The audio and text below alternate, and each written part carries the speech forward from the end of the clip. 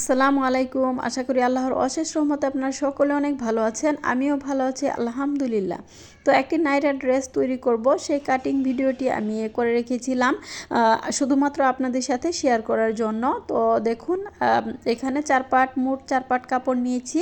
এখন শোল্ডারের মাপটি আপনাদেরকে দেখিয়ে দিচ্ছি। এখানে 7 ইঞ্চি পরিমাণ শোল্ডারের মাপটি নিয়ে নিলাম, যেহেতু এখানে 41 ইঞ্চি বডির ড্রেস তৈরি করা হবে।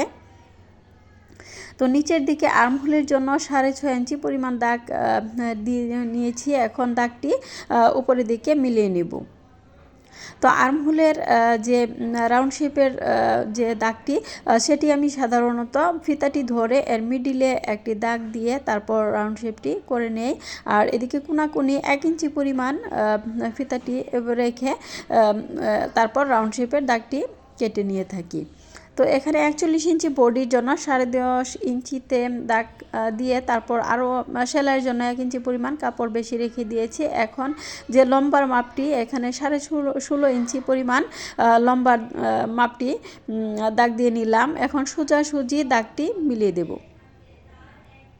এরপর কোমরের জন্য বডির থেকে 1 ইঞ্চি পরিমাণ কম রেখে দাগটি কেটে নিব এবং সেলাইয়ের জন্য 1 ইঞ্চি পরিমাণ কাপড় দাগটি কেটে নিয়েছি। এভাবে ফিতাটি ধরে এর মিডিলে দাগটি দিয়ে তারপর এখানে 9 ইঞ্চি পরিমাণ দাগটি কেটে নিয়েছি এবং সাথে 1 ইঞ্চি সেলাইয়ের জন্য রেখে দিয়েছি। এখন দাগটি সোজাসুজি মিলিয়ে দিচ্ছি। তো আমার ভিডিওটি যদি আপনাদের কাছে ভালো লাগে তাহলে চ্যানেলটি সাবস্ক্রাইব করে পাশে থাকার অনুরোধ রইল এবং পেজ প্রোফাইল থেকে যারা দেখছেন তারা একটি লাইক ফলো দিয়ে দিবেন। তো আমি কাটিং তেমন পাকা না, হাত পাকা না, মোটামুটি কাটিং করতে পারি। তবে চেষ্টা করি যে কোনো ড্রেস খুবই সুন্দরভাবে তৈরি করার এবং কাটিংটিও খুব সুন্দরভাবে করার। তো আমি যেটুকু পারি সেটুকুই আপনাদেরকে বোঝানোর চেষ্টা করছি। তো দেখুন, এখানে আমি বডির যে দাগটি কেটে নিয়েছি সেখানে একটুখানি কেচি দিয়ে চিহ্ন করে নিয়েছি এবং নিচের দিক থেকে 1/2 ইঞ্চি পরিমাণ একটু উপরের দিকে নিয়ে একটু দাগ কাপড়টি কেটে নিচ্ছি, এতে করে দুই পাশের কোনাটি ঝুলবে না। তো এখন নাইরা ড্রেসের নিচের কুচির জন্য যে লম্বালম্বি কাপড়টি, সেটিও আপনাদেরকে মেপে দেখিয়ে দিচ্ছি কিভাবে কাপড়টি নিতে হয়। তো লম্বালম্বিভাবে যেহেতু বডির পার্টির জন্য 16.5 ইঞ্চি নিয়ে নিয়েছি, এখানে 29 ইঞ্চি পরিমাণ সেলাই সহ কাপড়টি নিয়ে আমি কাপড়টি যে বাড়তি কাপড়টুকু আছে সেটি কেটে নেব। তো এখানে নাইরা ড্রেসটি 43 ইঞ্চি পরিমাণ লম্বা রেখে ড্রেসটি তৈরি করে নিব।